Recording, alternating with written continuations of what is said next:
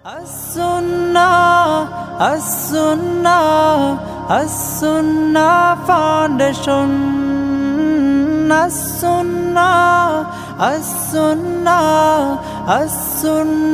Foundation. আসসালামু আলাইকুম ওয়া রাহমাতুল্লাহি ওয়া বারাকাতুহু। আলহামদুলিল্লাহ ওয়াসসালাতু ওয়াসসালামু আলা রাসূলিল্লাহ ওয়া আলা আলিহি ওয়া আসহাবিহি ওয়া মান ওয়ালা, আম্মা বা'দ। সুপ্রিয় দর্শক শ্রোতা ভাই বোন, দেশ কিংবা প্রবাস যে যেখান থেকে দেখছেন, আপনাদের সকলকে সাদর আমন্ত্রণ জানাচ্ছি আস-সুন্নাহ ফাউন্ডেশনের স্টুডিও থেকে। আপনারা দেখছেন আস-সুন্নাহ ফাউন্ডেশন আয়োজিত সাপ্তাহিক প্রশ্ন উত্তরমূলক অনুষ্ঠান শরঈ সমাধানের 275তম রেকর্ডেড পর্ব।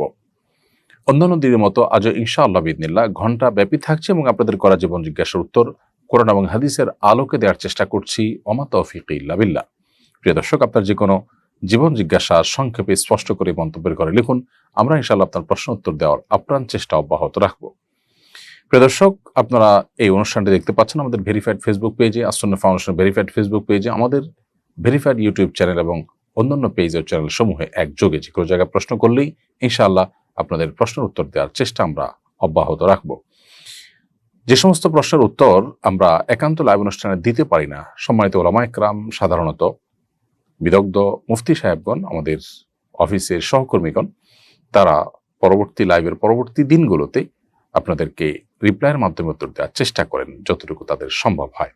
এর বাইরেও আস-সুন্নাহ ফাউন্ডেশনের অফিসিয়াল নম্বরে সকাল 9টা থেকে রাত 10টা পর্যন্ত যে কোনো সময় কল করে আপনার প্রশ্ন উত্তর জানার চেষ্টা করতে পারেন। সেখানেও একদল প্রশিক্ষিত ওলামা ইকরাম অপেক্ষা করেন আপনাদের ফোনের। আমাদের কল সেন্টারে আপনাদের সবাইকে স্বাগতম। প্রিয় দর্শক, চলুন বিলম্ব না করে আমরা প্রশ্নোত্তরের পালায় প্রবেশ করি। সাকিবুল ইসলাম সালমান লিখেছেন, আমি 14 বছরের কিশোর।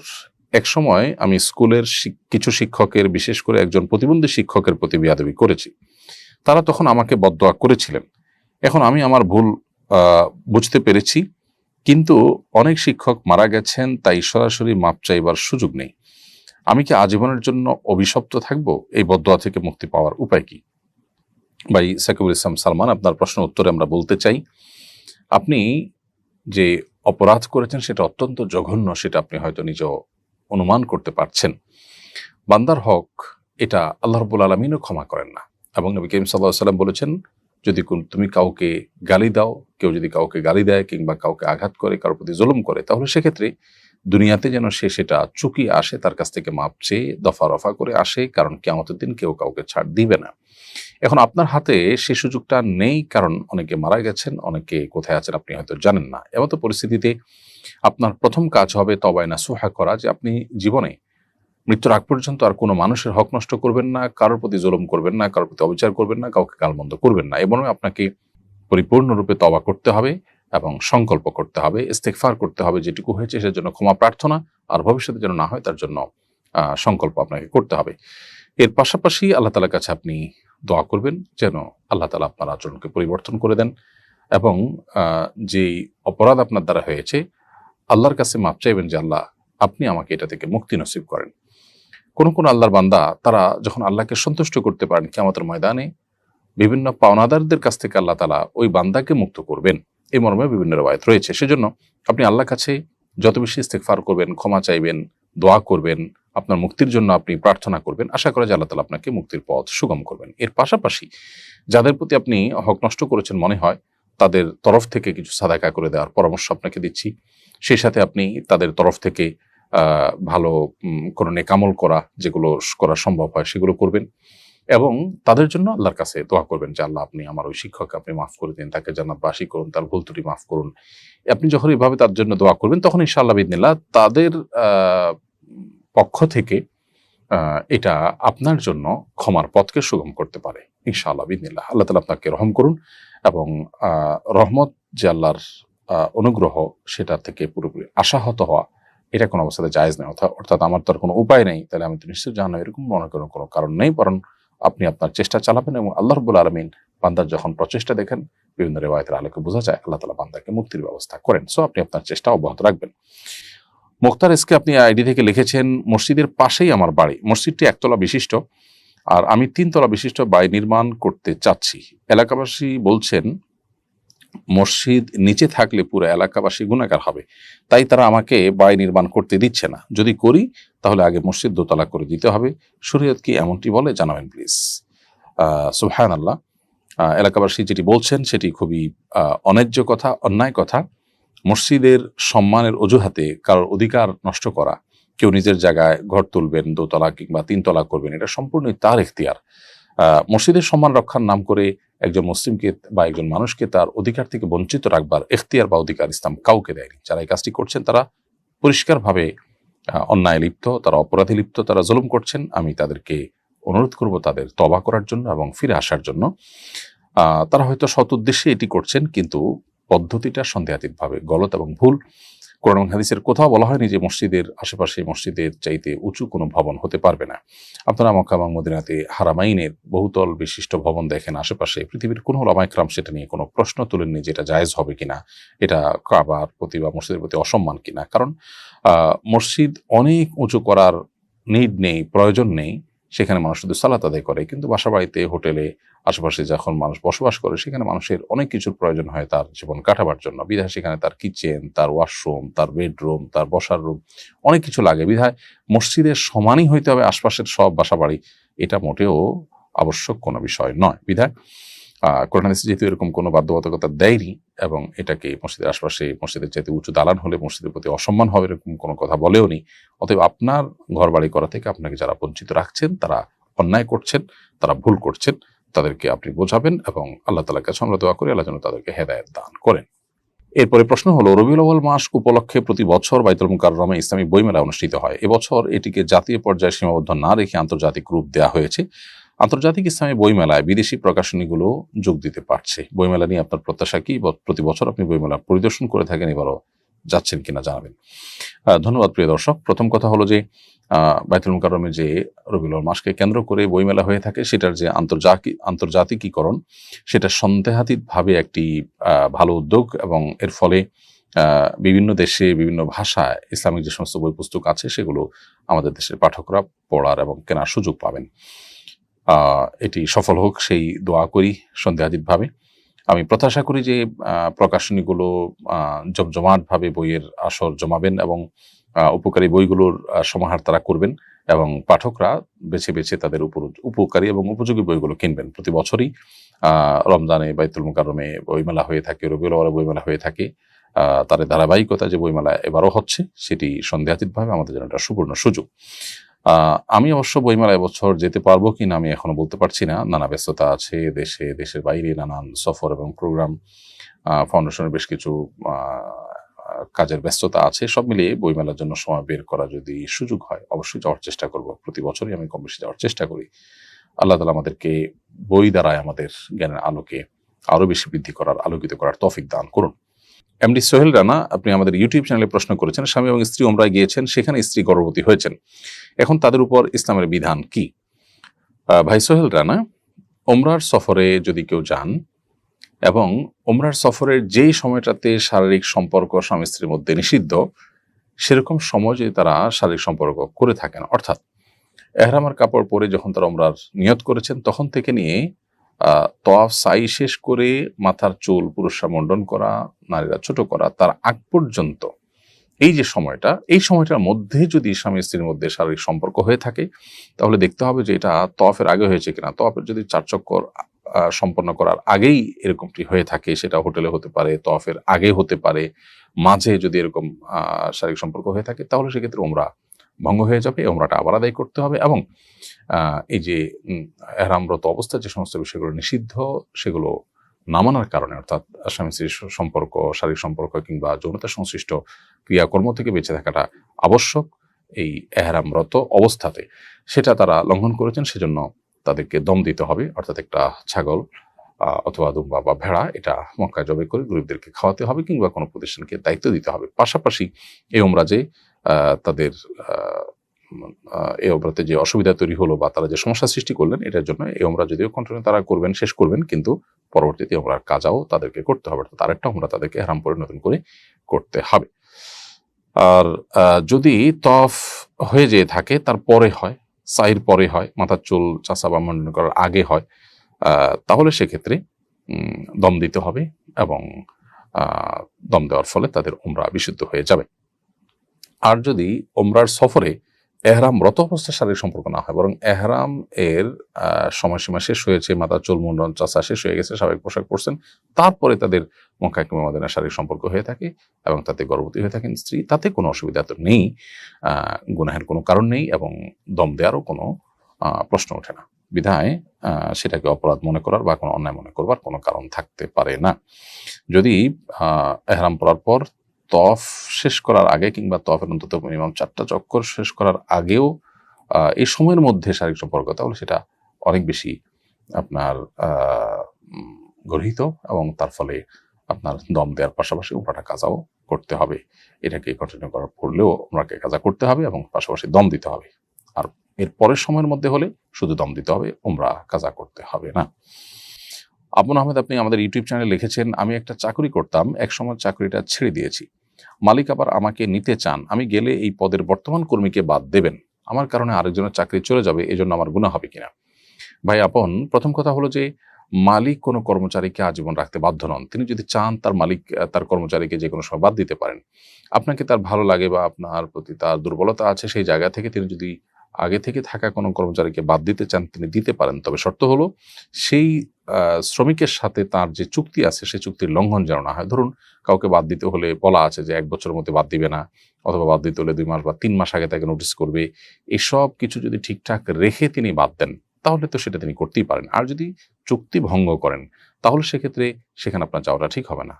আপনি মালিককে তখন আর্গুমেন্ট করবেন যে একজন হক নষ্ট করে তার সাথে চুক্তি লঙ্ঘন করে আপনি আমাকে নিতে পারেন না। তবে চুক্তি ভঙ্গ করার যদি আশঙ্কা না থাকে সেক্ষেত্রে আরেকজনের চাকরি যাবে কি থাকবে সেটা চিন্তা করে বিবেচনা করে আপনার জন্য সেখানে যোগদান করাটা নিষিদ্ধ নয়। তবে হ্যাঁ, মানবিক কারণে যদি মনে হয় যে ওই লোকটাও ভালো, তার দিয়ে কাজ খারাপ চলছে না, তাহলে সেক্ষেত্রে আপনি তার বিষয়টাকে অগ্রাধিকার দিয়ে তার যাতে কষ্ট না হয় সেদিকটাকে লক্ষ্য করে যদি আপনি না যান, সেটা অবশ্যই আপনি সওয়াবের ভাগীদার হবেন তার ফলে, এবং সেটি সম্পূর্ণ ভিন্ন বিষয়। এরপরে প্রশ্ন হলো, আমি একজন অভিভাবক, প্রাথমিক বিদ্যালয়ের সরকার সঙ্গীতের শিক্ষক নিয়োগ দেওয়ার প্রজ্ঞাপন দিয়েছে, অথচ সন্তানের ঈমান আমল রক্ষা নিয়ে আমরা অভিভাবকরা উদ্বিগ্ন। যেখানে প্রাথমিকে ধর্মীয় শিক্ষক নিয়োগ দেওয়া প্রয়োজন, আমরা প্রত্যেক অভিভাবকই কম বেশি নিজেদের অর্থ করে খরচ করে আলাদা হুজুর রেখে বাসায় সন্তানদের ধর্মীয় শিক্ষা দিয়ে থাকি। তো এমতো পরিস্থিতিতে সরকার ধর্মীয় শিক্ষক নিয়োগ দেওয়ার যে দাবি সেটিকে উপেক্ষা করছে, আমাদেরকে সুপরামর্শ দিয়ে বাধিত করবেন। প্রিয় অভিভাবক, আমি আপনাকে বিনয়ের সাথে বলতে চাই, আপনারা বিভিন্ন রকমের শান্তিপূর্ণ আন্দোলন করতে পারেন, মানববন্ধন এবং বিভিন্ন রকমের আপনার প্লেকার্ড প্রদর্শন ইত্যাদি, সংবাদ সম্মেলন ইত্যাদির মাধ্যমে আপনাদের এই দাবি দাওয়াকে জোরালো করতে পারেন। সরকারের সর্বোচ্চ মহল পর্যন্ত যেন দাবিটি পৌঁছে যায় সেভাবে আপনারা উদ্যোগ নিতে পারেন। আমি আপনার সাথে পুরোপুরি একমত যে আমাদের সন্তানদের ঈমান আমল রক্ষা করবার জন্য আমাদের প্রত্যেকটা অভিভাবককে আমরা উদ্বিগ্ন থাকি। বিশেষ করে কিশোর গ্যাং সহ কিশোরদের যে বকে যাওয়ার এবং নষ্টের পথে তাদের পা বাড়াবার যে একটা আশঙ্কা দিন দিন জোরালো হচ্ছে, এর থেকে বাঁচাবার জন্য তাদেরকে ধর্মীয় শিক্ষা এবং নৈতিক শিক্ষার কোনো বিকল্প নেই, এবং সেটার প্রয়োজনেই আমাদেরকে স্কুলে, কলেজে, শিক্ষা প্রতিষ্ঠানে ধর্মীয় শিক্ষার গুরুত্ব বাড়াতে হবে। প্রাথমিকে কোনো ধর্মীয় শিক্ষক নেই অথচ ধর্মীয় বই আছে, তাহলে এই বইগুলো পড়াবে কারা? অনেক জায়গায় হিন্দুদেরকে দিয়ে সেগুলো পড়ানো হচ্ছে। অতএব এটি খুবই যৌক্তিক এবং গণদাবি এবং গণ আকাঙ্ক্ষার বিষয়। বিধায় আমি আশা করব যে সরকারও ওই দিকে খেয়াল করবেন, এবং আমরাও এটা নিয়ে লেখালেখি করছি। আপনারা অভিভাবকরাও আপনাদের জায়গা থেকে দায়িত্বশীলতার পরিচয় এবং আপনাদের সন্তানদের ঈমান আমল রক্ষা করবার জন্য উদ্যোগ নিতে হবে। ইফতারা সুমন, আপনি লিখেছেন, আমি শুনেছি কোনো মুসলিম কোনো খারাপ চিন্তা করলে যতক্ষণ না সে তা উচ্চারণ করে বা কার্যে পরিণত করে ততক্ষণ কোনো গুনাহ হয় না। তাহলে মনে মনে কোনো ভালো চিন্তা, ইস্তেগফার বা দোয়া পড়লে ঠোঁট না নাড়ালে কি দোয়া গ্রহণযোগ্য হবে? দেখুন, কোনো খারাপ চিন্তা করলে যতক্ষণ পর্যন্ত সে সেটা কাজে পরিণত না করে ততক্ষণ পর্যন্ত তার কোনো গুনাহ লেখা হয় না। এটি আপনি সঠিক শুনেছেন, এবং নবী করিম সাল্লাল্লাহু আলাইহি ওয়াসাল্লামের হাদিস রয়েছে পরিষ্কারভাবে, সেটি হলো মান হাম্মা বিসাইয়্যাতিন ফালাম ইয়ামালহা লাম তুকতাব ওয়া ইন আমালাহা কুতিবাত। নবী সাল্লাল্লাহু আলাইহি ওয়াসাল্লাম বলেছেন, সহিহ মুসলিম হাদিসটি বর্ণিত হয়েছে যে কোনো ব্যক্তি কোনো খারাপ কাজের চিন্তা যখন মনে করেছে এবং সে স্থির করেছে করবে, কিন্তু সে কাজটি করেনি, তো এর ফলে তার কোনো গুনাহ লেখা হয় না যেহেতু সে করেনি। এবং যদি সে ওই আমলে লিপ্ত হয় তখন তার বদামল লেখা হয়। আর কোনো কোনো হাদিসে আছে কেউ খারাপ কাজ করার চিন্তা করার পর যদি সে সেখান থেকে ফিরে আসে না করে, তাহলে বরং সে সওয়াব পায়, কারণ খারাপ কাজ থেকে সে ফিরে এসেছে সেজন্য। এর বিপরীতে নবী সাল্লাল্লাহু আলাইহি ওয়াসাল্লাম বলেছেন একই হাদিসে, যেটি আবু হুরায়রা রাদিয়াল্লাহু আনহু বর্ণনা করেছেন, সহিহ মুসলিমে বর্ণিত হয়েছে, সেটি হলো মান হাম্মা বিহাসানাতিন ফালাম ইয়ামালহা কুতিবাত লাহু হাসানা। যে ব্যক্তি কোনো ভালো কাজ করবার সংকল্প করেছে অথচ করতে পারে নাই, তাকে একটি ভালো কাজের সওয়াব দেওয়া হবে। এটা হলো কোনো ভালো কাজ করার প্রতিজ্ঞা, মন্দ কাজ করার প্রতিজ্ঞা বা ইচ্ছা পোষণ করলে সেটির কথা। আপনি যে বিষয়টি উল্লেখ করেছেন সেটি হলো যে মনে মনে দোয়া করলে, ইস্তেগফার করলে সেটা কাউন্ট হবে না কেন? উত্তর হলো যে মনে মনে দোয়া ইস্তেগফার করলে সেটাও কাউন্ট হবে, সে দোয়া আল্লাহ তাআলা শুনবেন। তবে হ্যাঁ, কোরআন এবং সুন্নায় যেখানে আপনাকে কোনো দোয়া পাঠ করতে বলা হয়েছে, যেখানে কোনো কিছু বলতে বলা হয়েছে, সেখানে পাঠ করতে যেতে বলা হয়েছে, পাঠই করতে হবে। সেটা আপনি মনে মনে করলে হবে না। কারণ ধরুন কোনো একটা টেকনোলজি আছে যে টাচ করতে হবে, তাহলে আপনি সেটা টাচ করার আগ পর্যন্ত কাজ করবে না।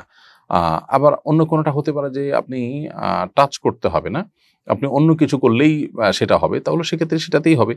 এজন্য হাদিসে যেখানে পড়ার কথা বলা আছে সেখানে তো মনে চিন্তা করলে হবে না, কারণ আপনি তো হাদিসের ওই নির্দেশটা আমল করেননি। সেজন্য দোয়া, দুরূদ, ইস্তিগফার যদি কোথাও পড়তে বলা হয় সেখানে মনে মনে পড়লে হবে না। এমনি আপনি মনে মনে যখন পড়বেন তখন আপনার কাছে সওয়াব পাবেন। অতএব দুই জিনিস। আর তাছাড়া খারাপ কাজের ক্ষেত্রে খারাপ চিন্তা করার পরও আল্লাহ তাআলা সেটা লেখেন না, এটা আল্লাহ তাআলার অনুগ্রহ। অতএব ওইটার সাথে অন্য সবগুলোকে গুলিয়ে ফেলার কোনো কারণ নেই। খোলাসা কথা হলো, নির্যাস হলো যে আপনি মনে মনে খারাপ চিন্তা করার পরও সেটা লিপিবদ্ধ হয় না, এটা আল্লাহ তাআলার অনুগ্রহ। আবার একইভাবে মনে মনে যদি আপনি ভালো কাজ করার কোনো সংকল্প করেন, সেটাও কিন্তু আপনি আল্লাহর কাছে সওয়াব পাবেন। অর্থাৎ আপনি যেমনটি মনে করছেন যে মনে মনে সওয়াব চিন্তা করলে সওয়াব হয় না, তা না। হ্যাঁ, আপনি যেটি বলছেন যে দুরূদ, দোয়া, ইস্তেগফার এগুলো মনে মনে পড়লে সেটা গ্রহণযোগ্য হয় কিনা, উত্তর হলো সেটা হবে না। কারণ হাদিসে তো পাঠ করতে বলা হয়েছে, বিধায় পাঠ করতে হবে আপনাকে। ফারজানা আখতার আপনি লিখেছেন, বাবা ছেলে একসাথে ব্যবসা করে জমি কিনেছে, এখন এই জমির মালিক কে হবে? বাবা বলেছে আমি জীবিত থাকা অবস্থায় ছেলে মালিক নয়, আর এদিকে বাবা তার ইচ্ছামতো এক কাঠা জমি বিক্রিও করে দিচ্ছেন। বোন ফারজানা, বাবা এবং সন্তান যদি একসাথে যৌথ কোনো ব্যবসা করেন, তাহলে সেক্ষেত্রে তারা বাবা সন্তান একই পরিবারের মানুষ হওয়া সত্ত্বেও তাদের যে আর্থিক লেনদেনের ক্ষেত্রে চুক্তি হয়েছে, সেই চুক্তি তাদেরকে রক্ষা করে চলতে হবে। অর্থাৎ ব্যবসায়িক চুক্তি অনুযায়ী বাবা এবং সন্তান উভয়কে কিন্তু কাজ করতে হবে। মুনাফা তাদের মধ্যে যেভাবে ভাগ করার কথা ঠিক সেভাবে ভাগ করতে হবে। বাবা হয়েছেন দেখে আপনি সব নিয়ে যাবেন, তাহলে চুক্তি করার মানে কি? আল মুমিনুনা আলা শুরুতিহিম, নবী সাল্লাল্লাহু আলাইহি ওয়াসাল্লাম বলেছেন, ঈমানদাররা তাদের শর্ত, তাদের চুক্তি এগুলোর উপরে তাদেরকে প্রতিষ্ঠিত থাকতে হবে।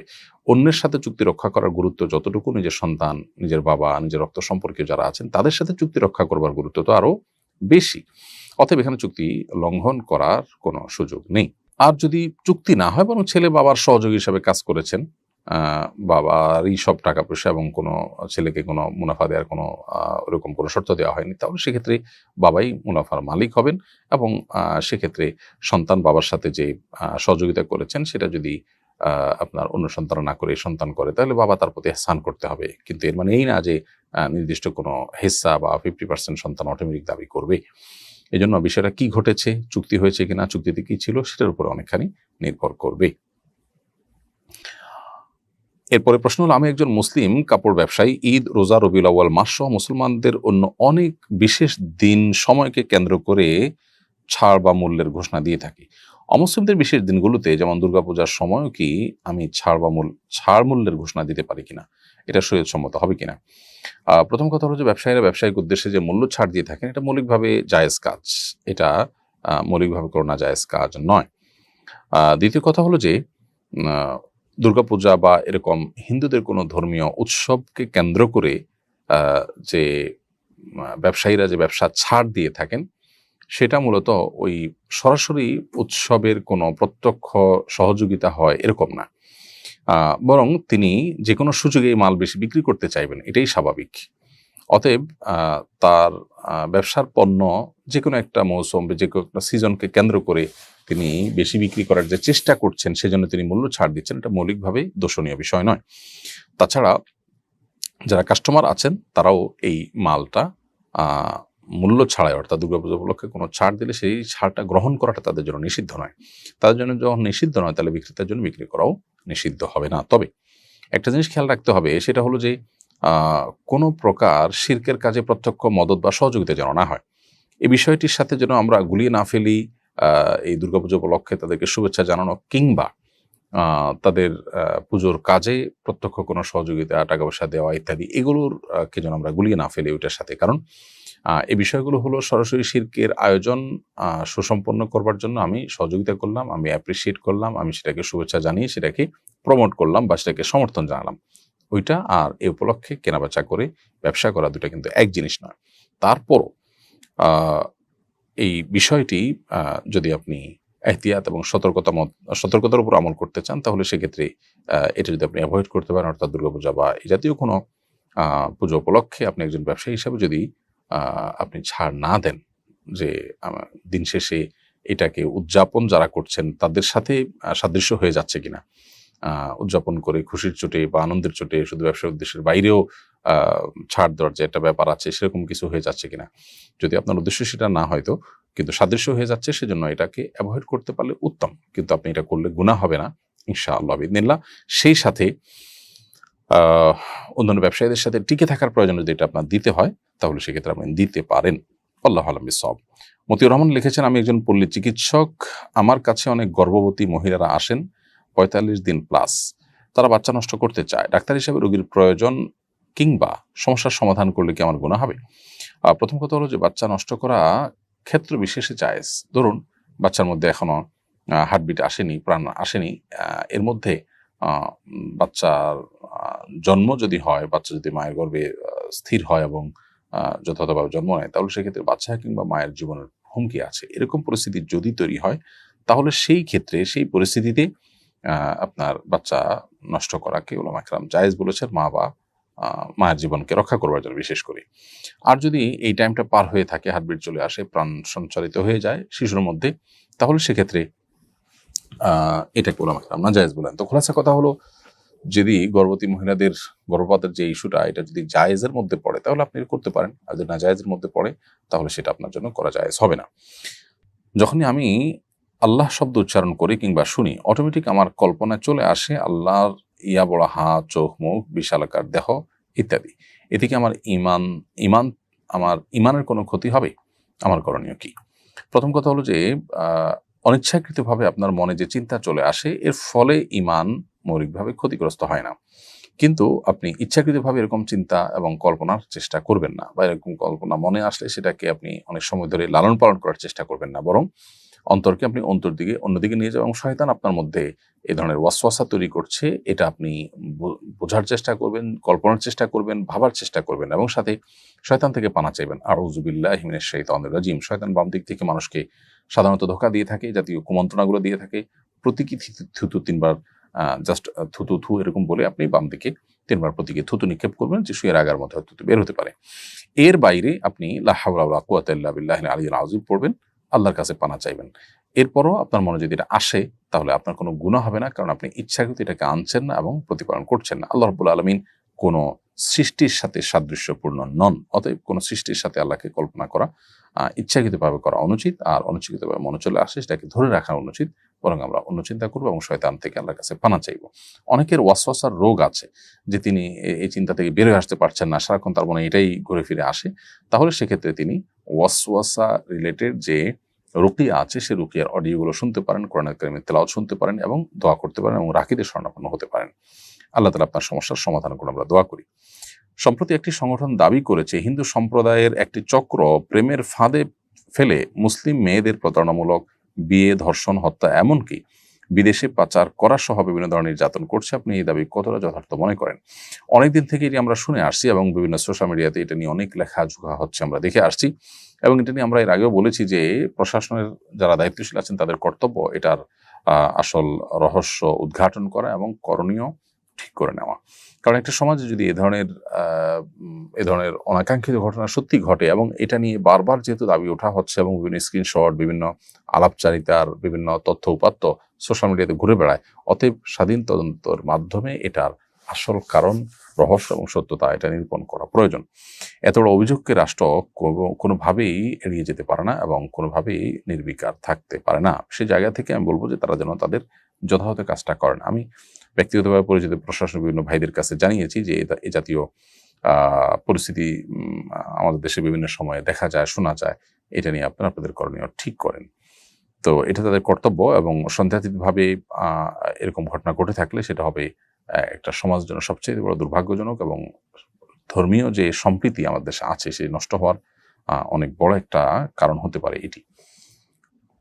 মা যদি রাগ করে সন্তানের জন্য বদদোয়া করেন, পরে সন্তান ক্ষমা চাইলে এবং মা তাকে ক্ষমা করে ভালো দোয়া করলে বদদোয়ার কোনো প্রভাব সন্তানের উপরে থাকে নাকি চলে যায়?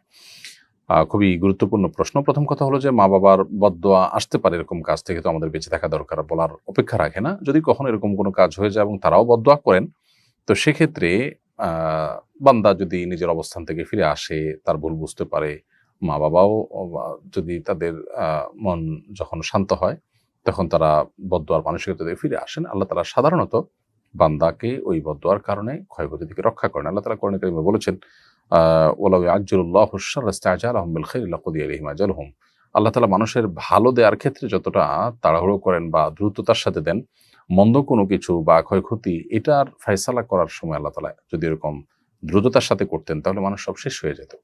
এখান থেকে বোঝা যায় যে বদদোয়া করার পর যদি মা বাবার মনের পরিবর্তন আসে, আল্লাহ তাআলা আশা করা যায় তাকে রক্ষা করবেন। যদিও বদদোয়া করার পর সেটাকে আবার ফেরত নেওয়ার অপশন নেই, তবে মানুষ যখন ফিরে আসে এবং মানুষ যখন আল্লাহর দিকে রুজু হয় এবং তার মনের অবস্থা যখন পরিবর্তন হয়ে যায়, আল্লাহ রাব্বুল আলামিন মনের অবস্থা ভালো জানেন।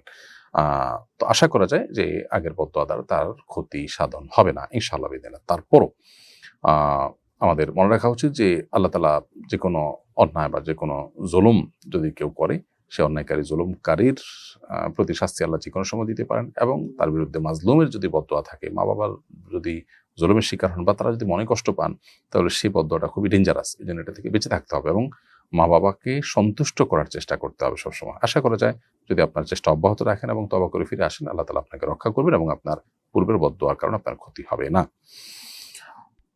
এরপরে প্রশ্ন করেছেন মিসেস শাকিল, আপনি লিখেছেন আইডি থেকে, আমার স্বামী আমাকে বাবার বাড়ি যেতে দেয় না। তার মন চাইলে যেতে দেয়, মন না চাইলে যেতে দেয় না। আমাদের পারিবারিক কোনো সমস্যা নেই।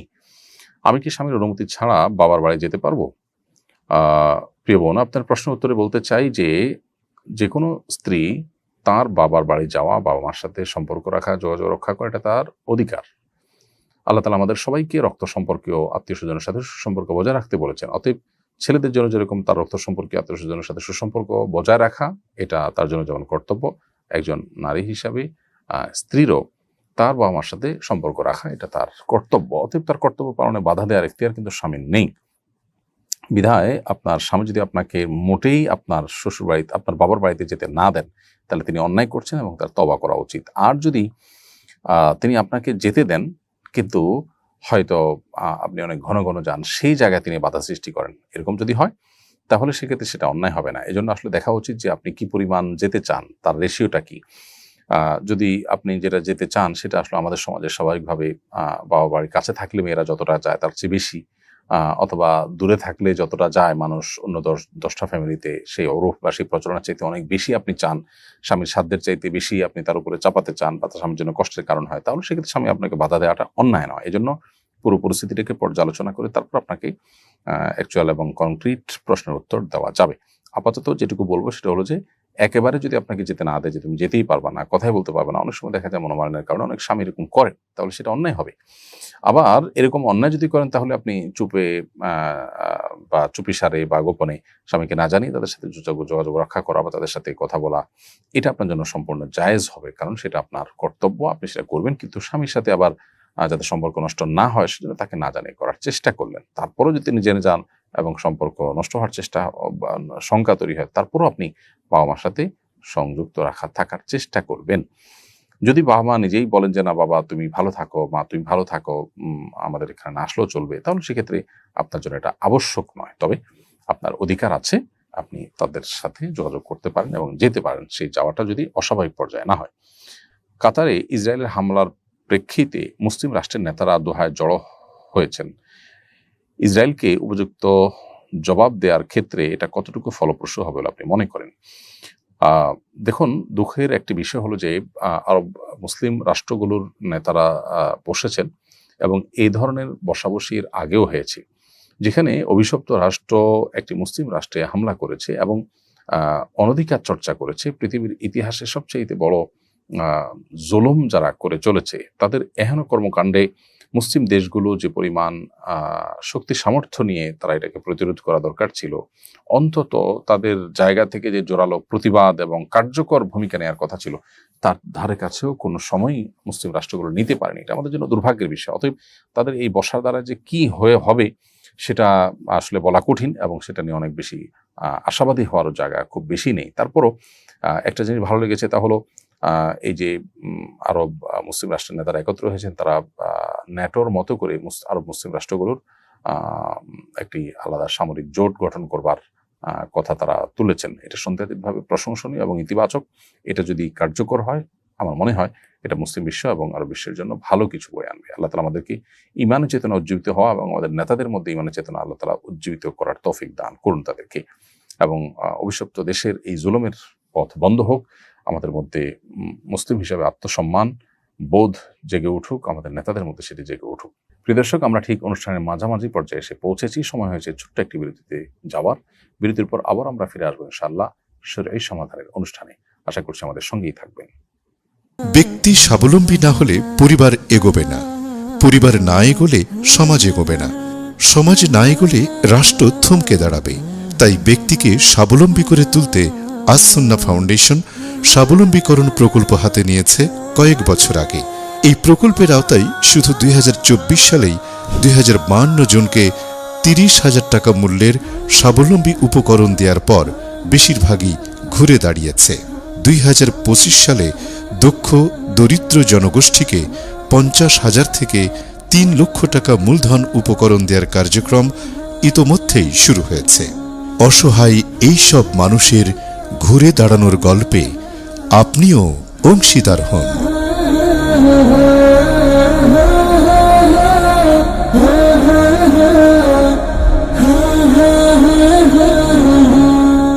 বিরতির পর আবার আপনাদেরকে স্বাগত জানাচ্ছি শরীর সমাধান অনুষ্ঠানে। আমার ছেলেকে প্রাইভেট মাদ্রাসায় পড়াই। মাদ্রাসাটা ভাড়া ভবনে পরিচালিত হয়। ওয়াক্তিয়া নামাজ ওরা মাদ্রাসার ভেতরেই পড়ে, জুমার নামাজও ভেতরেই পড়ে। ভাড়া ভবনে জুমার নামাজ আদায় করলে নামাজ হবে কিনা, বাইরে বের হলে নাকি ছাত্ররা পালিয়ে যাওয়ার সম্ভাবনা আছে। প্রথম কথা হলো যে যেই জায়গায় ওয়াক্তিয়া নামাজ আদায় করছে তারা ভাড়া ভবনে, সেখানে তারা জামাতের সাথে জুমার নামাজ আদায় করলেও আদায় হয়ে যাবে। অতএব তাদের নামাজ হয়ে যাবে, এতে কোনো সন্দেহ নেই। তবে নামাজ, বিশেষ করে জুমার নামাজ মসজিদে গিয়ে পড়াটাই হলো শরিয়ার নির্দেশ এবং সেটাই কর্তব্য। কোনো ওজোর ভিত্তিতে যদি মসজিদে না যেয়ে কোনো ভবনে আদায় করা হয় তাহলে সেটা জায়েজ আছে, তবে এটা মূল নিয়ম না। এখন কোনো মাদ্রাসা যদি নিয়মিত এরকম করতে থাকে যে সবসময় ভবনের মধ্যে নামাজ পড়ে মসজিদে না যায়, তাহলে সেক্ষেত্রে সত্যি যদি সন্তানদের, শিক্ষার্থীদের বড় রিস্ক থাকে। অনেক মাদ্রাসা থাকে যে অনেক বেশি বাইরে আবাসিক নির্ভর এবং অনেক বেশি দুষ্ট ছেলেপেলে থাকে যাদের কন্ট্রোল করা কঠিন হয়ে যায়, মসজিদ দূরে হয়। এরকম সব পরিস্থিতি পর্যালোচনা করার পর যদি মনে হয় যে হ্যাঁ, এটা আসলে তাদের জন্য বিপদের কারণ হতে পারে এবং আপাতত তাদের জন্য এটাই সবচেয়ে উত্তম বিকল্প, তাহলে ঠিক আছে। এমনিতেই শুধুমাত্র একটু ঝামেলা হবে, ছাত্রদেরকে নিয়ে আসা, কন্ট্রোল করা, এইটুকু ঝামেলা এড়াতে গিয়ে যদি নামাজ মসজিদে না গিয়ে জুমার নামাজ অন্তত মাদ্রাসার ভবনে করা হয়, তো সেটা অনুচিত কাজ হবে। সন্তানদের মধ্যে বা শিক্ষার্থীদের মধ্যে যদি দুষ্ট থাকেও, তো সেটা সংখ্যা অনেক বেশি সাধারণত হয় না। শিক্ষকরা, দায়িত্বশীলরা যদি খুব ভালো করে মনিটরিং করেন তাহলে সেটা নিয়ন্ত্রণ করা অনেক ক্ষেত্রেই কিন্তু সম্ভব হয়। তারপরে মসজিদে গিয়ে নামাজ পড়ার চেষ্টা করা উচিত। কোনো কারণে সেটা যদি অপারগতার পর্যায়ে চলে যায় তাহলে সেক্ষেত্রে অবশ্যই ভবনে নামাজ পড়লে নামাজ হয়ে যাবে।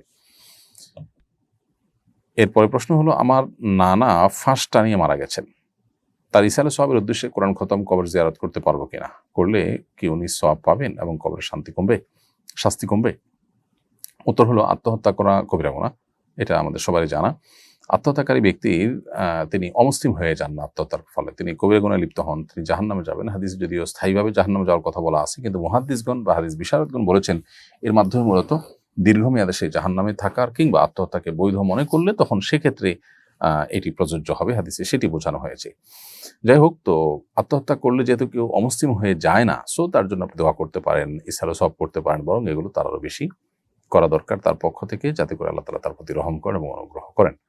সম্প্রতি নেদারল্যান্ডসে অন্তত 9টি মসজিদে হেট লেটার বা ঘৃণাপূর্ণ চিঠি পাঠানো হয়েছে, যা রক্ত সদৃশ পদার্থে লেখা হয়েছে বলে মনে করা হচ্ছে। এই ঘটনায় দেশটির মুসলিম সম্প্রদায়ের মধ্যে দেখা দিয়েছে উদ্বেগ ও উৎকণ্ঠা। এ ধরনের ঘটনা এখানে নতুন নয়। এই পরিস্থিতিতে প্রবাসী মুসলমান হিসেবে আমাদের কিভাবে প্রতিক্রিয়া জানানো উচিত? ধন্যবাদ। প্রথম কথা হলো যে এটি আমাদেরও নজরে এসেছে, আমরা নিউজে দেখেছি, খুবই দুর্ভাগ্যজনক একটি বাস্তবতা। পৃথিবীতে যে মানুষগুলো আমাদেরকে সবসময় সংখ্যালঘুদের অধিকার আদায় করার জন্য সবক দিতে থাকে, ইনক্লুসিভ সমাজ গঠন করার জন্য চাপ দিতে থাকে, পুশ করতে থাকে, তারা এ ধরনের কাজ অহরহ করছে। উন্নত দেশগুলোর বেশিরভাগ দেশগুলোতেই কিন্তু এ ধরনের ঘটনাগুলো আমরা দেখতে পাচ্ছি। দুর্ভাগ্যজনক, অনাকাঙ্ক্ষিত এবং অপ্রত্যাশিত যে সেখানে মুসলিমদেরকে নানাভাবে হ্যারাসমেন্টের শিকার হতে হয়। উপর দিয়ে মুসলিমদের অনেক দেশ আছে যারা খুব বাহবা দেয় এবং তাদের হয়তো বুক চাপড়ায়, কিন্তু তলে তলে তাদেরকে ধ্বংস করবার জন্য হাজারটা ব্যবস্থা নেয়, শতটা ব্যবস্থা নেয় এবং তাদেরকে কোণঠাসা করে রাখে দিন শেষে। তো এই ধরনের পরিস্থিতি কোনো দেশে যদি হয়, তাহলে সেক্ষেত্রে সেখানকার সার্বিক পরিস্থিতি বিবেচনা করে, পর্যালোচনা করে তারপর করণীয় ঠিক করতে হবে। এই জন্য ধৈর্য, প্রজ্ঞা এবং দায়িত্বশীলতার সাথেই সিদ্ধান্ত গ্রহণ করতে হবে এবং সেখানকার বাস্তবতাকে বিবেচনা করতে হবে, তারপরে উপযোগী প্রতিক্রিয়া জানাতে হবে। তো আমি যেহেতু সেখানে বসবাস করি না, সেখানকার পুরোপুরি পরিস্থিতি আমি ওয়াকিফাল নই, অতএব এই বিষয়ে আপনাকে সরাসরি আমি গাইডলাইন করলাম না। তবে আপনাদের দক্ষ, বিদগ্ধ, দূরদর্শী ওলামা ইকরাম, দায়ী এবং দায়িত্বশীল বর্গ মুসলিম নেতৃবৃন্দ যারা আছেন, তাদের বলবো যে তারা যেন নিজেদের সার্বিক অবস্থাকে বিবেচনা করে যথাযথ করণীয় তারা ঠিক করেন। তবে সন্দেহাতীতভাবে এগুলোর বিরুদ্ধে আমরা যৌক্তিকভাবে লেখালেখি করা, আমাদের সামাজিক যে আপনার সচেতনতা সৃষ্টি করার কাজ, এবং তারা যে বিশেষ করে যারা আমাদেরকে মানবতার সবক দেয়, মানবাধিকারের সবক দেয়, তারা যে নিজেরাই এগুলোকে লঙ্ঘন করছে, এই সমস্ত ঘটনার মধ্য দিয়ে সেটাকে আমরা প্রকাশ করতে পারি।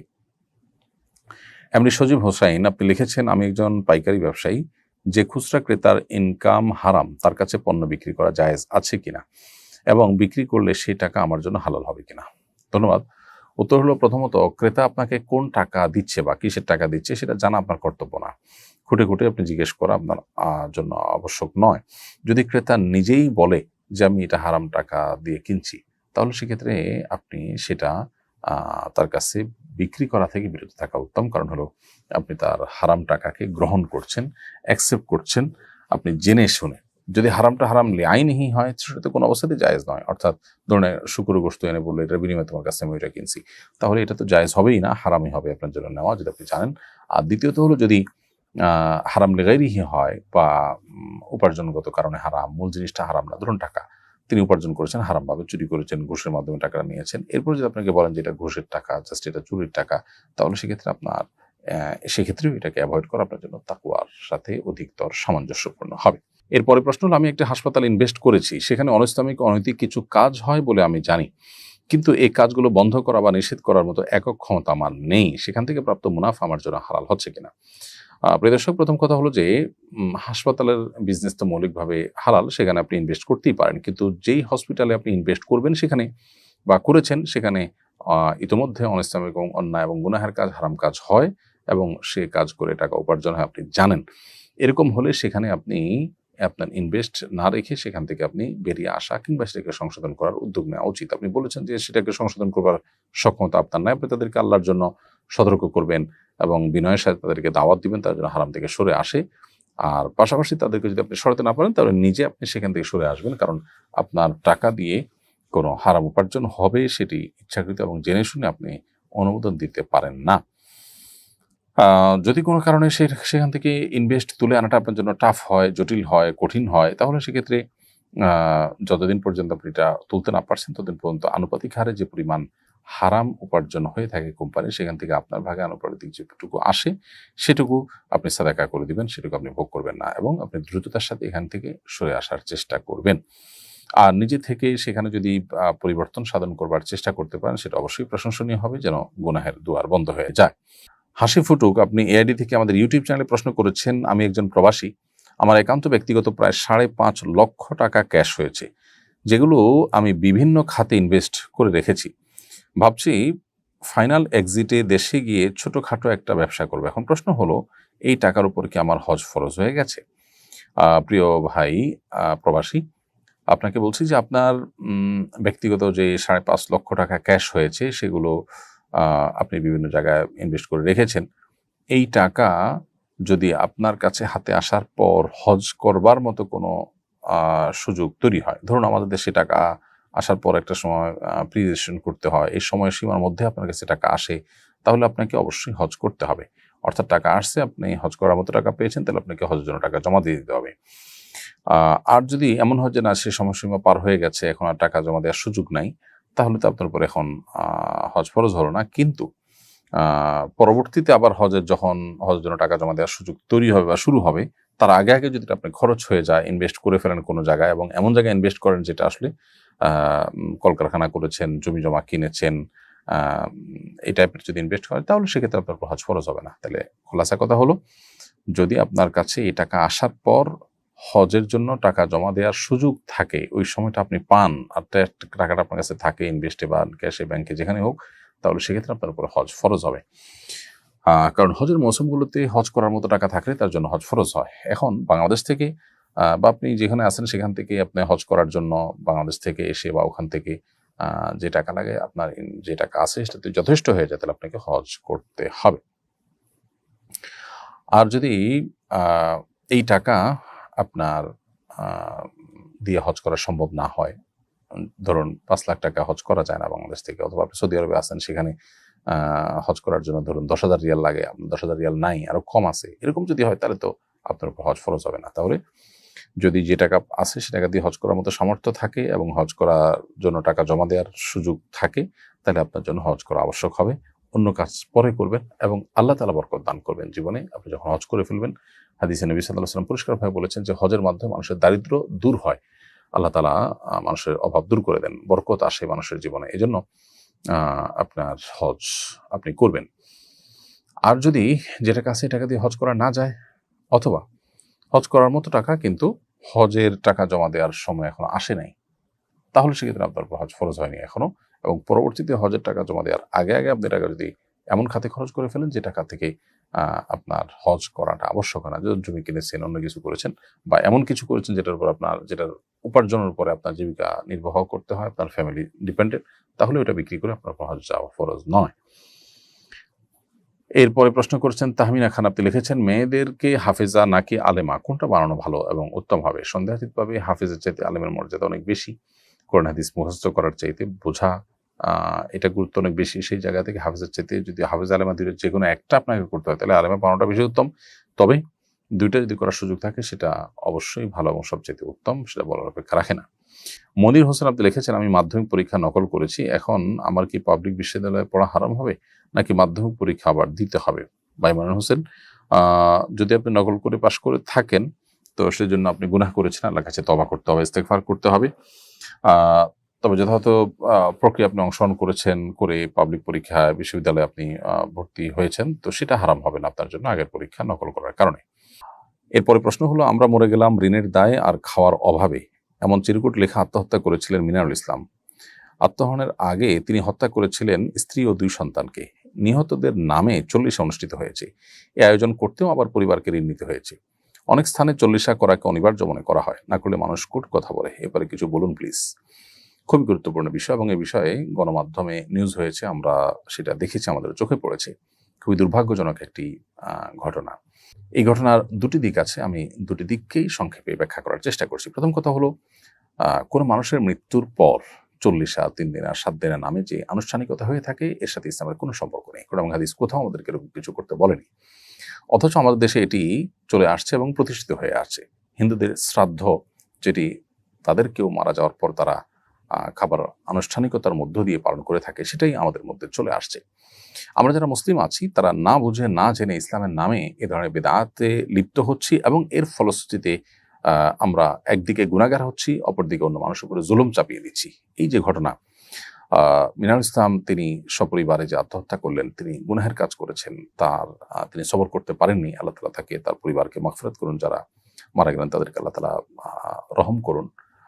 এবং মিনারুল ইসলাম যিনি নিজে কষ্ট সহ্য না করতে পেরে এই ঘটনা ঘটিয়েছেন, আল্লাহ তাআলা তাকেও ক্ষমা করে, আমরা দোয়া করি, সেটা ভিন্ন বিষয়। কিন্তু তাদের মৃত্যুর পর যেখানে তারা ঋণগ্রস্ত হয়ে মারা গেছেন, সেখানে তাদের ঋণ পরিশোধ করবার জন্য সমাজের মানুষের উদ্যোগ নেওয়া দরকার ছিল। তা না করে তারা আবার তাদের পরিবারের উপরে 40 চাপিয়ে দিয়েছে, এবং সেখানে প্রায় 100 বা কম বেশি মানুষ সেখানে খেয়েছে। তো এটা কত বড় নির্মমতা সেটা বলার অপেক্ষা রাখে না। ধর্মের ভুল ব্যাখ্যা যদি সমাজে প্রতিষ্ঠিত হয় তাহলে সেক্ষেত্রে মানুষ ক্ষতিগ্রস্ত হয়, এটা তার একটা উদাহরণ। বাংলাদেশের মানুষ যেহেতু ধর্মপ্রাণ, অতএব এখানে ধর্মের সঠিক শিক্ষা, ধর্মের সঠিক চর্চা এটা অনেক গুরুত্বের সাথে থাকতে হবে, না থাকলে আমরা দিন শেষে ক্ষতিগ্রস্ত হব।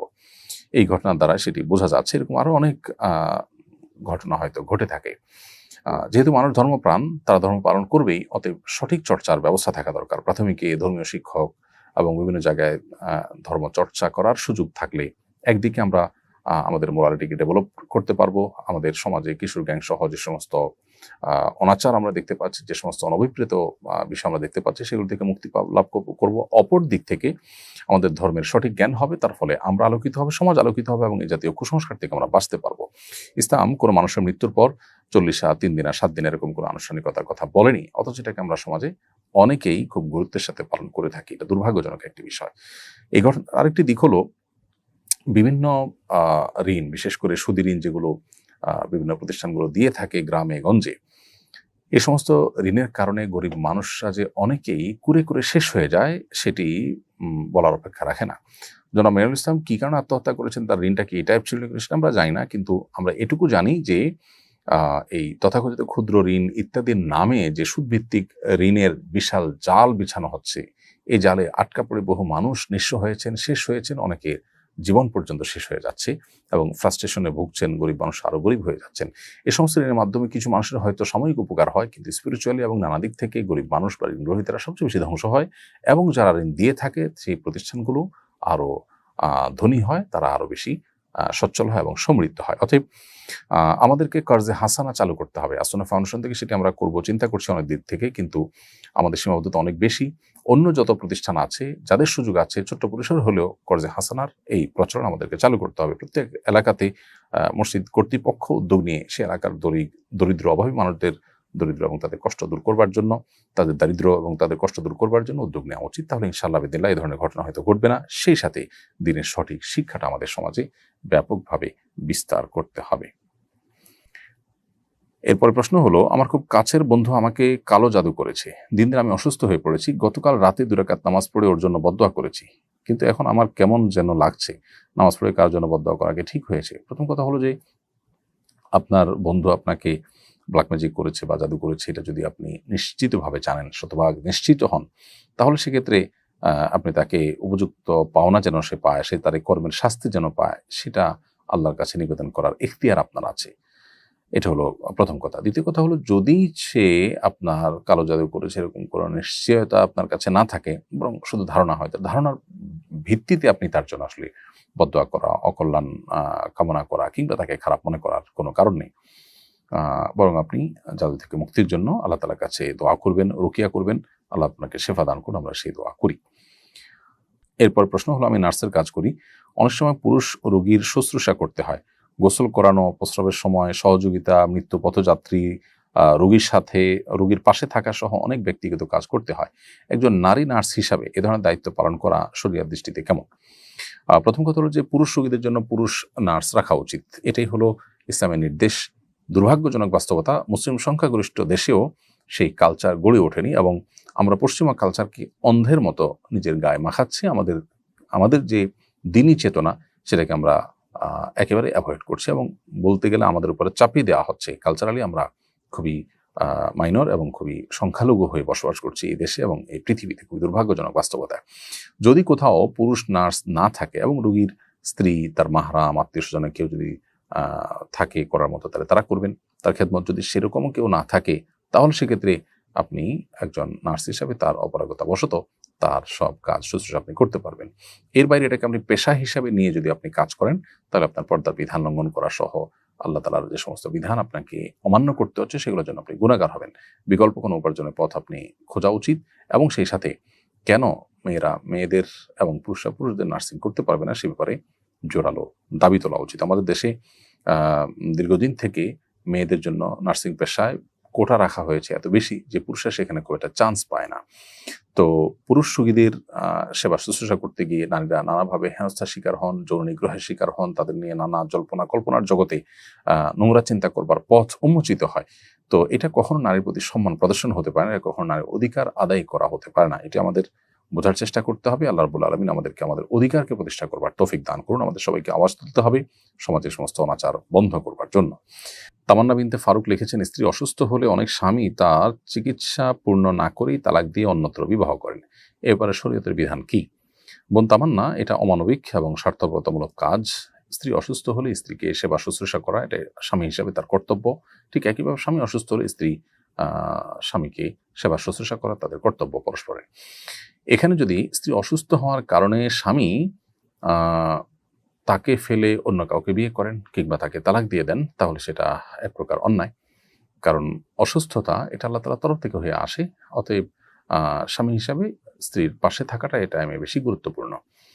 সেটা না করে তিনি যদি তাকে তালাক দেন কিংবা অন্য কাউকে বিয়ে করেন কোনো যৌক্তিক গ্রাউন্ড ছাড়া, তাহলে সেক্ষেত্রে স্ত্রীকে কষ্ট দেওয়া, স্ত্রীকে এই মুহূর্তে অসুস্থ স্ত্রীকে আরো বেশি কষ্ট দেওয়া, এটা ইনসাফপূর্ণ কাজ নয়। এবং ইমানদারদেরকে আল্লাহ তাআলা কোরআনে বারবার করে ইনসাফ করতে বলেছেন। আল্লাহ বলেছেন, আশিরুহুন্না বিল মারুফ, তোমরা তোমাদের স্ত্রীদের সাথে সুন্দরভাবে দিনাতিপাত করো, সংসার করো। এটা সুন্দরভাবে সংসার করা হলো না যে স্ত্রী অসুস্থ হলো আর আপনি স্বার্থপরের মতো সে অসুস্থ থেকে হয়তো আরোগ্য লাভ করবে না, হয়তো এমন রোগ হয়েছে যে রোগটা অনেক জটিল বা কঠিন, ক্যান্সার ধরা পড়েছে বা এরকম কিছু, আপনি সেটা আঁচ করতে পেরে অনেক টাকা খরচ হবে, আপনি তার চিকিৎসা না করে তাকে অ্যাভয়েড করলেন, তালাক দিলেন, বা আপনি বিকল্প চিন্তা করলেন। এটা না করে আল্লাহর উপর তাওয়াক্কুল করে চিকিৎসা করা উচিত। একই কাজ অনেক স্ত্রীও করেন, যে স্বামী হয়তো বড় কোনো রোগে ধরা পড়েছে, তখন তার কাছে ডিভোর্স নিয়ে তিনি অন্য কোথাও বিয়ে বসছেন। এটাও স্বার্থপরের মতো কাজ, মুসলিম সুলভ কাজ নয়। আল্লাহর উপর তাওয়াক্কুল করতে হবে। পৃথিবীটা খুবই সংক্ষিপ্ত, জীবনটা খুবই সংক্ষিপ্ত। অতএব এই ক্ষণস্থায়ী পৃথিবীতে সংক্ষিপ্ত জীবনে আপনি শান্তির আশায় এমন কোনো কাজ করবেন না যেটা আপনার আখিরাতকে নষ্ট করবে, অন্য মানুষের বদদোয়া আপনি পাবেন। সেটি আমাদের খেয়াল রাখতে হবে। হ্যাঁ, স্ত্রী যদি অসুস্থতার কারণে দীর্ঘদিন অসুস্থ থাকেন, এর ফলে স্বামী যদি তার চরিত্র হেফাজত করার ব্যাপার এবং প্রশ্ন ওঠে, স্ত্রী দ্বারা সেটি যদি না হয়, তাহলে সেক্ষেত্রে তার চরিত্র রক্ষা করার মতো আপনার স্পর্শকাতর প্রয়োজনকে কেন্দ্র করে যদি তার বিকল্প কোনো পথ না থাকে, দীর্ঘদিন ধরে এভাবে চলতে থাকার কারণে তিনি অনুপায় হয়ে অন্যত্র বিয়ে করেন, আর আরো জনকে বিয়ে করেন, তাহলে সেটা কিন্তু অন্যায় হবে না। অর্থাৎ পুরো বিষয়টা পরিস্থিতি পর্যালোচনা করে তারপরে দেখতে হবে যেটা কতটা ন্যায় অন্যায়। তবে সন্দেহাতীতভাবে স্ত্রী অসুস্থ হলে তাকে তার ব্যবহার করা, বহন করা স্বামীর উপর কর্তব্য, ওয়াজিব, সেটা তাকে পালন করতে হবে। এরপর বোন জাহানারা বেগম, আপনি আমাদের ইউটিউব চ্যানেলে লিখেছেন, ঘুমাতে যাওয়ার সময় মোবাইলে কোরআন ছেড়ে ঘুমালে কোনো অসুবিধা আছে কিনা? উত্তর হলো, কোরআনে কারীম মূলত আমরা তেলাওয়াত শোনার উদ্দেশ্যে কোনো অডিও চালু করে রাখতে পারি, এবং যদি আপনার উদ্দেশ্য থাকে যে আমি শুনতে শুনতে ঘুমিয়ে যাব, তাহলে সেক্ষেত্রে এটা মৌলিকভাবে কোনো গুনাহের বিষয় নয়। তবে উত্তম হয় যদি আপনি এমন কোনো সিস্টেম করে রাখতে পারেন যে আপনার ঘুমে আসতে হয়তো আধা ঘন্টা লাগবে, তো নির্দিষ্ট সময় পর্যন্ত তেলাওয়াত চললো, আপনি মনোযোগ দিয়ে সেটা শুনলেন, শুনতে শুনতে ঘুমিয়ে পড়লেন, এরপর এটা নির্দিষ্ট সময় বন্ধ হয়ে গেল, সেটা হলে ভালো। কারণ কোরআনে কারীমে আপনি যদি রুকিয়ার উদ্দেশ্যে চালু করেন কিংবা তেলাওয়াত শুনে সওয়াব আহরণ করার উদ্দেশ্যে তেলাওয়াত চালু করেন, তাহলেও সেক্ষেত্রে শোনাটা গুরুত্বপূর্ণ। বাট আপনি ঘুমায় যাচ্ছেন আর ঘন্টায় ঘন্টা সেটা চলছে, বিদ্যুৎ বিল উঠছে কিংবা ব্যাটারি চার্জ যাচ্ছে কিংবা সেটা কেউ শুনছে না অথচ এটা চলছে, তো এরকমটি করা অনুত্তম। যদি এরকম করেন তাতে গুনাহ হবে না, কারণ কোরআন তেলাওয়াত চালু করার সময় কেউ যদি হইচই না করে, অসম্মানজনক কিছু না করে, তাহলে মৌলিকভাবে এমনিতে কোরআন তেলাওয়াত চললে যে গুনাহ হয় ব্যাপারটা সেরকম না। কিন্তু তেলাওয়াত চললে সেটা শোনার উদ্দেশ্যেই কোরআন তেলাওয়াত চলবে এবং তেলাওয়াত করা হবে, শোনানো হবে, যে উচ্চস্বরে কোরআন তেলাওয়াত চালু করে রাখা হবে, সেটা শোনার উদ্দেশ্যেই হবে। এটাই হলো উচিত এবং মৌলিক। অতএব নির্দিষ্ট সময় বন্ধ করার ব্যবস্থা থাকলে সেটা সবচেয়ে ভালো হয়। তাসলিম তুহিন, আপনি আমাদের ইউটিউব চ্যানেলে লিখেছেন, জেনারেল লাইনে পড়াশোনা করেছি, কিভাবে ইসলাম সম্পর্কে বিস্তারিত ইলম অর্জন করতে পারবো? ভাই তাসলিম তুহিন, জেনারেল লাইনে পড়াশোনা করার পর আপনি যদি ইসলাম সম্পর্কে জানতে চান, তো আপনাকে শুরু করতে হবে কোরআনে কারীম শুদ্ধ করে তেলাওয়াত করা দিয়ে। এরপরে কোরআন বোঝার জন্য আপনি অ্যারাবিক ল্যাঙ্গুয়েজের অনেক কাস্টমাইজ কোর্স আছে, সেই সমস্ত কোর্সগুলোতে আপনি ইনভলভ হতে পারেন। এরপর আস্তে আস্তে দিনের বেসিক বিষয়গুলো জানার জন্য অনলাইনে অফলাইনে অনেক কোর্স আছে ওলামা ইকরামের তত্ত্বাবধানে, সেগুলো আপনি করতে পারেন। ডক্টর আব্দুল্লাহ জাহাঙ্গীর মোল্লার বইগুলো, আশরাফুল থানভী রহমাতুল্লাহর বইগুলো, এগুলো পড়তে পারেন। দিনের মেজাজ, জওক এবং দিনের বেসিক বিষয়গুলো বোঝার ক্ষেত্রে আপনাকে এই বইগুলো হেল্প করবে ইনশাআল্লাহ তাআলা। এরপর প্রশ্ন হলো, মৃত্যুর কোনো পূর্ব লক্ষণ আছে কিনা? উত্তর হলো, মৃত্যুর কোনো নিশ্চিত লক্ষণ নেই যেটা দেখে মনে করা যায় লোকটা মারা যাবে। তবে অনেক মানুষ অভিজ্ঞতার আলোকে মৃত্যুর লক্ষণ বুঝতে পারে। যেমন আব্দুল্লাহ ইবনে আব্বাস, আব্বাস রাদিয়াল্লাহু তাআলা আনহুর মৃত্যু যখন ঘনিয়ে আসে, তখন নবী করিম সাল্লাল্লাহু আলাইহি ওয়াসাল্লাম তার চেহারা দেখে বুঝতে পেরেছিলেন। এটা রেয়ার, এবং এইটা দিয়ে অবশ্য আমরা সাধারণ মানুষ কারোর মৃত্যুর আলামত বলে দিতে পারবো না। এটা নবী সাল্লাল্লাহু আলাইহি ওয়াসাল্লাম বুঝেছেন, আল্লাহ তাকে শেফার আসাদ দিয়েছেন, দূরদৃষ্টি দিয়েছেন। সাধারণত মানুষের মৃত্যুর কোনো লক্ষণ দেখে মানুষ নিশ্চিতভাবে বুঝতে পারে না। আজকাল ট্রিটমেন্টে ডাক্তাররা রোগীর বিভিন্ন অবস্থা দেখে ধারণা করতে পারেন যে তার মৃত্যু ঘনিয়ে আসছে, সেটা ভিন্ন বিষয়। সেটা সায়েন্টিফিক্যালি দেখতে পাচ্ছেন যে লোকটা মারা যাওয়ার মুখোমুখি। একজন মানুষ পানিতে পড়ে গেছে, ডুবে গেছেন, এরপরে এটা দেখে আমরা এই লক্ষণ দেখে বুঝতে পারছি যে তিনি মৃত্যুর মুখে এখন পতিত হচ্ছেন, এরকম অনেকটা ডাক্তারদের বিষয়টা। তবে কোনো ধরনের পূর্ব লক্ষণ ছাড়াই হঠাৎ করে মানুষ মারা যাওয়ার নজির আমাদের সামনে অনেক আছে। বিধায় মৃত্যু কখন আসবে আমি লক্ষণ দেখে বুঝবো, এর জন্য অপেক্ষা না করে আমাদের সবসময় মৃত্যুর জন্য প্রস্তুত থাকা উচিত। জোবাইর আহমদ, আপনি ইউটিউব চ্যানেলে লিখেছেন, রাগের সময় আমি আমার প্রতিবেশী ও অন্যান্য সবার সঙ্গে খারাপ আচরণ করি, পরে মাথা ঠিক হলে সব বুঝতে পারি, কিন্তু রাগের সময় নিজেকে নিয়ন্ত্রণ করতে পারি না, পরিণামের কথা মনে থাকে না, পরামর্শ কামনা করছি। রাগ নিয়ন্ত্রণ করবার জন্য কোরআন এবং হাদিসে রাগ নিয়ন্ত্রণ করবার যে পুরস্কার আছে সে সংক্রান্ত হাদিসগুলোকে আপনি আপনার চোখের সামনে সবসময় যেন পড়ে কোথাও লিখে রাখতে পারেন, বারবার চর্চা করতে পারেন, এই সংক্রান্ত আলোচনা বারবার শুনতে পারেন, বই পুস্তক বারবার পড়তে পারেন। সেই সাথে রাগ যাতে আপনার নিয়ন্ত্রণের বাইরে না যায়, দাঁড়ানো অবস্থায় রাগ হলে বসে যাওয়া, বসা অবস্থায় হলে শুয়ে যাওয়া, কিংবা এক জায়গায় রাগ হলে সেখান থেকে সরে যাওয়া, কারো প্রতি রাগ হলে রাগের মুহূর্তে তাকে কিছু না বলে কিছুক্ষণ পরে বলা, গ্যাপ দিয়ে বলা, এভাবে যখন আপনি চেষ্টা করবেন ইনশাআল্লাহ আপনার রাগ নিয়ন্ত্রণ করতে পারবেন। এছাড়া রাগ উঠে গেলে আপনি কাউকে কিছু বলতে গেলে, রিয়াক্ট করতে গেলে তার আগে উজু করে নিলে আপনার রাগ অনেকখানি প্রশমিত হবে ইনশাআল্লাহ। এবং নবী সাল্লাল্লাহু আলাইহি ওয়াসাল্লাম শেখানো আরেকটি আমল হলো আউযু বিল্লাহি মিনাশ শাইতানির রাজিম পাঠ করলেও রাগ নিয়ন্ত্রণে আসে এবং মানুষ রাগের ক্ষতি থেকে রক্ষা পায়। এমনি আনোয়ার হোসেন রানা লিখেছেন, গোসল ফরজ হওয়ার পর গোসল সম্পন্ন করার আগে আল্লাহ এবং রাসূল সাল্লাল্লাহু আলাইহি সাল্লামের নাম নেওয়া যাবে কিনা, এ সময় দুরুদ ইস্তেগফার পড়ার বিধান কি? ভাই আনোয়ার হোসেন, ফরজ গোসল না করে গোসল ফরজ হওয়ার পর গোসল করার আগ পর্যন্ত তাসবিহ, তাহলিল বা জিকির এগুলো করা যায়, এগুলো নিষেধ নয়। কোরআনে কারীমের তেলাওয়াত করা যায় না, নামাজ পড়া যায় না, মসজিদে প্রবেশ করা যায় না। এছাড়া আল্লাহর নাম, রাসূলের নাম কিংবা দুরূদ ইস্তেগফার বা সাধারণ জিকির এগুলো নাজায়েজ কিংবা হারাম নয়। তবে ফরজ গোসল করে কিংবা পবিত্র হয়ে তারপরে দোয়া, জিকির, আজকার এগুলো করা উত্তম, সেটা বলার অপেক্ষা রাখে না।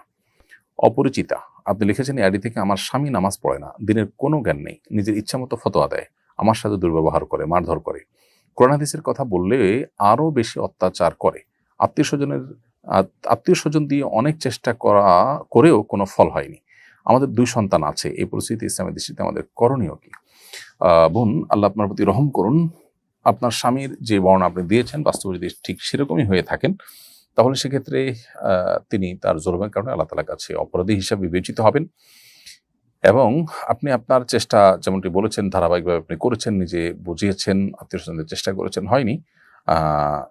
এরপরও আপনার যদি মনে হচ্ছে যে তার সাথে আর থাকার কোনো, এরপর যদি আপনার মনে হয় থাকার কোনো ওয়ে নাই বা থাকাটা আপনার জন্য জটিল, বরং থাকলে আপনার ঈমান আমল নষ্ট হবে, তাহলে আপনি তার থেকে তালাক নেওয়ার উদ্যোগ নিতে পারেন। কিন্তু আমি আপনাকে পরামর্শ দিব, এর আগে আপনি আমাদের সংক্ষিপ্ত সেশনের প্রশ্ন উত্তরের উপর নির্ভর না করে বরং বিদগ্ধ, বিচক্ষণ একাধিক আলেমের সাথে পরামর্শ করে, খুবই বুদ্ধিদীপ্ত মানুষজন যারা আছেন তাদের সাথে আপনার সার্বিক অবস্থা খুলে বলে পরামর্শ করে তারপর আপনি করণীয় ঠিক করলে সেটা ভালো হবে। যদি আপনার এমন মনে হয় যে তার সাথে চলতে গেলে আপনি নিজে গুনাহে লিপ্ত হবেন, আপনি নিজেকে ঠিক রাখতে পারবেন না, আর কোনোভাবে তার সংশোধনের পথ নেই, তাহলে সেক্ষেত্রে আপনি তালাকের উদ্যোগ নিতে পারেন, তার কাছ থেকে তালাক নেওয়ার উদ্যোগ নিতে পারেন। আর না হলে আপনি সবর করবেন এবং আল্লাহ তাআলার কাছে হেদায়েতের জন্য তার চেষ্টা এবং দোয়া অব্যাহত রাখবেন। পুরো পরিস্থিতি যেহেতু আমার কাছে বিস্তারিতভাবে ক্লিয়ার নয়, সেজন্য আমি আসলে আপনার বিষয়ে সরাসরি কোনো সমাধান দিলাম না, মৌলিক নীতিমালা শুধু আপনাকে বললাম। এমডি ইউসুফ আলী লিখেছেন, বিয়ের ক্ষেত্রে কার ইচ্ছাকে সবচেয়ে গুরুত্ব দেওয়া উচিত, বাবা মায়ের নাকি নিজের? বিয়ের ক্ষেত্রে শরীয়ত পাত্রপাত্রীর ইচ্ছাটাকে সবচেয়ে গুরুত্ব দেয় এবং তাদের ইচ্ছার ভিত্তিতেই বিয়ে হবে। বাবা মার ইচ্ছাতে বিয়ে হয় না, যদি না পাত্রপাত্রী নারাজ থাকে বা অসন্তুষ্ট থাকে বা তারা যদি অসম্মত থাকে তাহলে বিয়ে হয় না। তো এই জন্য পাত্রপাত্রীর মতামতের গুরুত্ব বিয়েতে সবচেয়ে বেশি। তবে পাত্রপাত্রীর উচিত বাবা মার মূল্যায়ন, তাদের মতামত এগুলোকে যথাসম্ভব আমল নিয়ে তারপর বিয়ে করা। কারণ কারিমে আল্লাহ তাআলা বিয়ে জিনিসটা অভিভাবককে করাতে বলেছেন, ওয়ানকিহুল আয়ামা মিনকুম ওয়াস-সালিহিন মিন ইবাদিকুম ওয়া ইমাইকুম। আল্লাহ বলেছেন তোমরা তোমাদের দাস-দাসীদেরকে, তোমাদের অধীনস্থ যারা আছে তাদের বিয়ে দাও। এখানে অভিভাবককে দায়িত্ব দেওয়া হয়েছে কিন্তু বিয়ে দেওয়ার জন্য, সেজন্য তাদের মতামত নেওয়াটা সন্তানদের কর্তব্য। ভেবেচিন্তে বিজ্ঞজনদের সাথে পরামর্শ করে যেটা অধিক কল্যাণকর মনে হবে সেটাকেই প্রাধান্য দেওয়া উচিত। অনেক সময় দেখা যায় সন্তানরা নিজেরা অনভিজ্ঞ হওয়ার কারণে তারা তাদের কল্যাণ কোথায় হবে এটা বুঝে উঠতে পারে না। এই জন্য বাবা মায়ের আশ্রয় নেওয়া উচিত, তাদের সহযোগিতা নেওয়া উচিত, এবং ইসলাম সেটাই আমাদেরকে করতে বারবার উৎসাহিত করেছে। অভিভাবকের বিষয়টি বিয়েতে এই জন্য গুরুত্বপূর্ণ, কিন্তু মূল এই ক্ষেত্রে সিদ্ধান্ত দেওয়ার মালিক কিন্তু পাত্র পাত্রী। বাবা মার ওপিনিয়ন নেবেন এবং সেটাকে শ্রদ্ধার সাথে বিবেচনা করে সেটাকে আমল নিয়ে তারপরে তারা আগানোর চেষ্টা করবেন। আমাদের ঘরের পুরো দেয়াল আয়নার মাধ্যমে ডিজাইন করা, নামাজে দাঁড়ালে নিজের পুরো দেহ আয়নায় দেখা যায়, এতে আমার নামাজে কোনো সমস্যা হবে কিনা? নামাজ তো হয়ে যাবে, কিন্তু ঠিক আয়নার সামনে দাঁড়ালে যেখানে আপনার চেহারা দেখা যাবে, আপনার মনোযোগ নামাজের মধ্যে আয়না নিজের চেহারার দিকে যাবে, আয়নার দিকে যাবে, এরকম হলে সেরকম জায়গায় দাঁড়িয়ে নামাজ পড়াটা মাকরুহ। সেক্ষেত্রে আপনি আয়নার উপরে কিছু ঢেকে দিয়ে, কিছু দিয়ে কাপড় চোপড় দিয়ে ঢেকে দিয়ে, কিংবা আয়নার জায়গাটাকে ডানে ফেলে রেখে আপনি একটু অন্য কোনো জায়গায় দাঁড়িয়ে নামাজ পড়লে সেটা ভালো হয়, যাতে করে আপনার নামাজের মধ্যে মনোযোগ নষ্ট না হয়। কিন্তু যদি সেরকম কোনো জায়গা না থাকে কিংবা আপনি এইভাবে নামাজ পড়ে ফেলেন, তাতে আপনার নামাজ আদায় হয়ে যাবে, তবে অনুচিত হবে। কারণ হলো নামাজের অনুত্তম হবে, কারণ নামাজের কোয়ালিটি একটু হলেও নষ্ট হয় তাতে। প্রিয় দর্শক, দেখতে দেখতে আমরা অনুষ্ঠানের একেবারে শেষ প্রান্তে পৌঁছে গেছি। সময় হয়েছে বিদায় নেওয়ার। ইনশাআল্লাহ বিদিনিল্লাহ আল্লাহ যদি তৌফিক দান করে পরবর্তী লাইভ অনুষ্ঠানে আপনাদের সাথে আবারও দেখা হবে। সে পর্যন্ত আল্লাহ আমাদের সবাইকে সুস্থ রাখুন, নিরাপদে রাখুন। জাযাকুমুল্লাহ খাইরা। আসসালামু আলাইকুম ওয়া রাহমাতুল্লাহি ওয়া বারাকাতুহু। আসুন্নাহ ফাউন্ডেশন, উম্মার স্বার্থে সুন্নাহর সাথে।